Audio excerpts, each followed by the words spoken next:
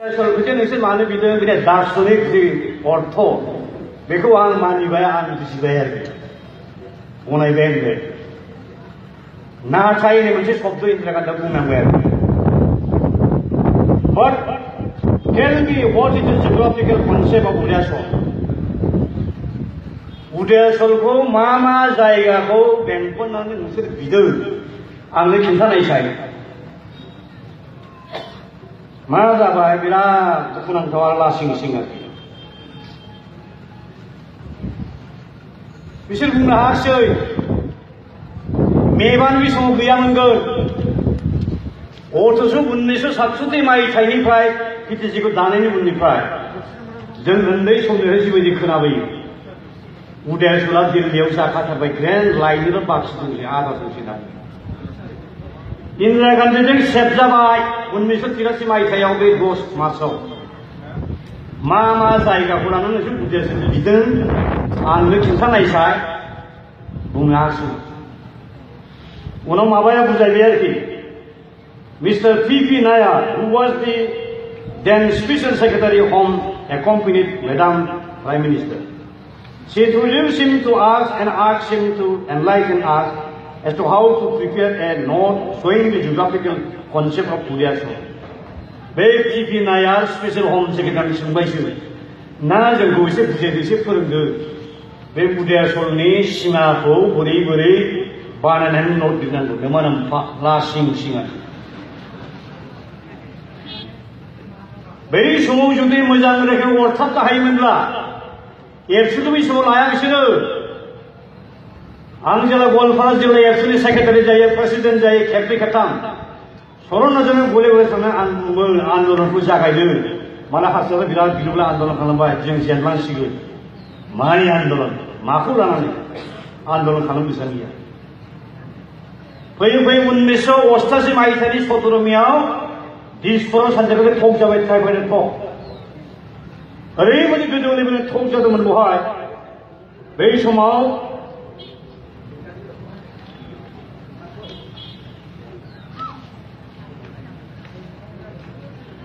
चिन्तामणि पानिग्राहिनि सासे मानसि दंमोन चिन्तामणि पानिग्राहि बे इउनियन स्टेट हम मिनिस्टार बे फैदों स्पेसियेल हम सेक्रेटारि फैदों जइन्ट सेक्रेटारि फैदों लास्टआव बिसोर नांगौ रोखोमनि बे टक्सखौ रायज्लायनायखौ जुदि लांबाय थानो हानांगौमोन गभर्नमेन्टजों थगायना बिराद दुखुनांथाव सानसेखालि सर'नाजारिखौ सेबबोबाय आं दिल्लीनिफ्राय राजधानी नामाखौ 1999 मायथाइयाव आंबो एक्स एमपि जाबाय 13 मासनि उनाव जोंनि लकसभा बायबाय सर'नाबो गोजाम एमपि राजधानी एखे ट्रेनाव गाखोदों बिबो आंबो 15-20 बोसोर जाबाय बिजों रायज्लायनो गैया बिनि दाब्बा कम्पार्टमेन्टआव बिनि जिरायग्रा जायगा खाथियाव फैनानै आं बुंबाय ओइ सर'ना गोदो जाहाबो बे जाबायलै गोदोनिखौ मावदो जोंबो मावबाय आरो दिनै मोनसे खोथाखौ आं जों मिथिनो लुबैथारबाय आं जेब्ला बर'बाजार हाइ स्कुलाव एमइ स्कुलाव क्लास 4-5 फरायो नोंसोर बिराद उदयाचलनि आवाज दैखांहोयो उदयाचलआ जाखाथारबाय लायनोल' आदा दंसै आच्छा दिनै बुंनायसै आं गंसे खोथा खनबिया भारत गभर्नमेन्टआ नोंसोरनो मा रादायो मालाखौ मा खोथा होआ जेबो गैयालै नुबाय जलंमोन अजा थंलाय जेबो गैयामोन जाहैदों दा एटलिस्ट बे पिटिसन लिडारफ्रा बेखौ थगायामोनब्ला उदयाचलआ दाहालागै जाखांसिगौमोन आलादा मोनसे रायजो दाहालागै जों मोनखांसिगौमोन आरो आमफ्राय बेखौ बुंबावबाय जे नोंसिनि पिटिसननि लिडारशिपआव जुदि आन्दलन जुदि जानायमोनब्ला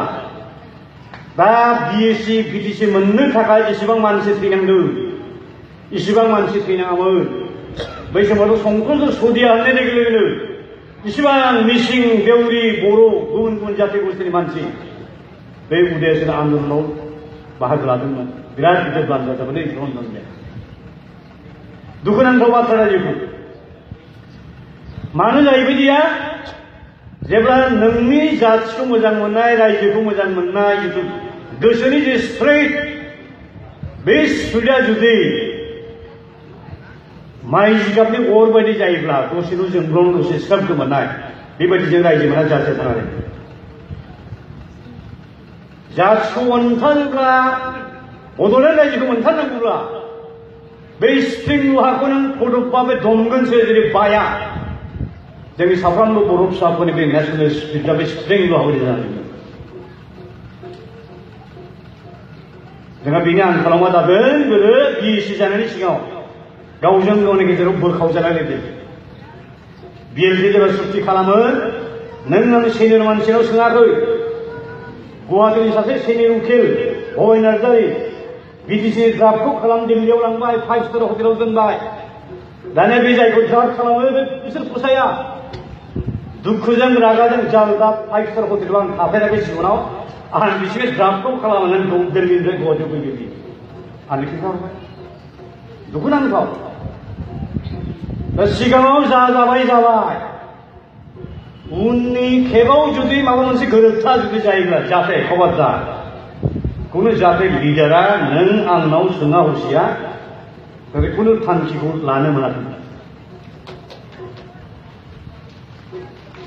थामथि खेब थगायजानायनि खोथा गैयाखै खोथा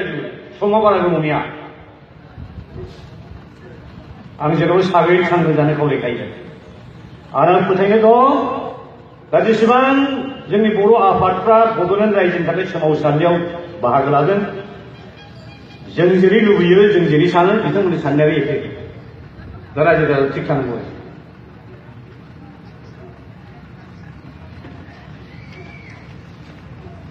आरो गहपुरनि रायजो राजाखौ आं साबायखर होनो लुबैदों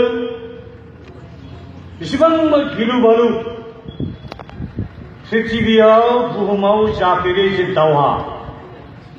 बे खेबनै दावहाखौ नोंथांमोना मोगा मोगि जादों। खेबसेयाव 50 जोननि बारा थैदों 83 मायथाइयाव। बिनि उनाव 1998 मायथाइयाव फ्राय 500 बा 400 जोननि बारा थैदों। दा आं मैयानिफ्राय सोंफैदों बे सनितपुर जिल्ला गहपुरनि खाथि खाला जेसेबां गुबुन हारिनि मानसि दं बर'फोरखौलाय दा मा रोखोम नोजोरजों नायो गैला दा बिसोर हाला आरो हाखानाय नङा। फाग्ला बे नरखासुरनि बंस'नि जोलैफोरखौ हा खय खेब दानथारनो बुथारनो सुथारनो जा हागौबाय दा हाला खिन्थु दा सारा वर्ल्ड सारा दुनियानि राजखान्थि भारतनि राजखान्थि बे अनेक सोलायदों। 2007 मायथाइनि 13 सेप्तेम्बराव आमेरिकानि निउयर्कआव थानाय जितु राष्ट्र संघ इउनाइटेड नेशन्स बे थागिबि मानसि जोंफोर बर'फोरबायदि गंसे हानि फिसाफोरनि जितु मोन्थाय बिनि सायाव मोनसे चार्टार अलरेडि फोसावबाय। बेखौ नै the UN charter on the rights of the indigenous people. पृथिबिनि बबेबा देशाव बबेबा रायजोआव जुदि थागिबि मानसि दंब्ला बिसोर जुदि गावसिनि जायगा दंब्ला हा हु दंब्ला राव दंब्ला सोदोमस्रि दंब्ला गावसोरखौ बेंनायनि अधिकार मोन्थाय बिस्रा मोनो। आंथ' एखमबा सानो जोंनि भारत गभर्नमेन्टआबो भारत देशआबो बे राष्ट्र संघनि बे डिक्लेरेशनखौ बे घोषणाखौ फोसावनायखौ स्वीकृति होदों मदद होदों। भारत गभर्नमेन्टआ जुदि बेखौ जुदि मदद होदोंब्ला बे UN चार्टारखौ मानो बाहाया बे आयेनखौ मानो बाहाया जोंनि मोनना रायजोफोरा थाखा फैसा खांनो हायोब्ला आं बेखौ सानो एखमबा मा जागोन। बे नेदारलेण्ड होननाय मोनसे देश दं बेयाव दि हेग होननाय मोनसे जायगा इन्टारनेशनेल कर्ट अफ जास्टिस बेयाव थांनानै खेबसे CILफोर हैनो हायोब्ला माबा मोनसे मोनगोन नामा आं सानो। दिल्लीखौ एथले नारसिननो हागौ ना जे 2007 मायथाइयाव नोंसोरनि गभर्नमेन्ट अफ इन्डियाबो इन्डिजिनास मानसिफोरनि राइटनि चार्टारखौ गनायथि होदोंब्ला दा मानो होआ? गेजेनखा जुक्तियाव जेनजोबो भारत गभर्नमेन्टआ। आमेरिकायाव जेसेबां माबा दङ नेटिभ इन्डियानफोर रेड इन्डिया आं गोबां बिसोर रिजार्भ ओनसोल नायबाय कानाडायाव नायबाय आङो। दा आमेरिका गभर्नमेन्ट कानाडा गभर्नमेन्ट जुदि बिदि होदोंब्ला गावसोरनि जायगाखौ बेंनायनि अधिकार हा जों मानो मोनाबा जुक्तियाव जों जेंना रायलायो। दा बाथ्रा बुंगौमानि लावगौ बाथ्राखौ आं फोलावनो गोसो गैलिया। जायखिजाया नोंथांमोना